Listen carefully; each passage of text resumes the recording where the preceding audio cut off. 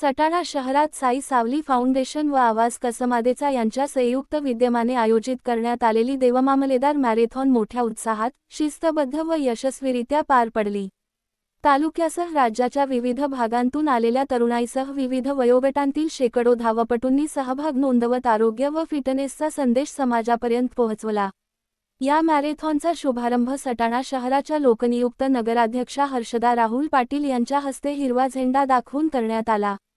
यावेळी नगरसेवक सीमा सोनवणे, चेतन रौदळ, विलास दंडगव्हाळ, जयश्री गरुड, वनपरिक्षेत्र अधिकारी आमले, पोलीस उपनिरीक्षक अमोल सूर्यवंशी, डॉक्टर राहुल सोनवणे, डॉक्टर संदेश निकम, प्रदीप बच्छाव, डॉक्टर प्रवीण खैरनार, दिनेश कानकर या आदी मान्यवर उपस्थित होते. या मॅरेथॉनमध्ये 10 किलोमीटर, 5 किलोमीटर व 3 किलोमीटर अशा 3 गटांमध्ये स्पर्धा घेण्यात आली. सटाणा तालुक्यासह नाशिक, जळगाव, अमरावती, सातारा आदी जिल्ह्यांतील धावपटूंनी मोठ्या संख्येने सहभाग घेतला.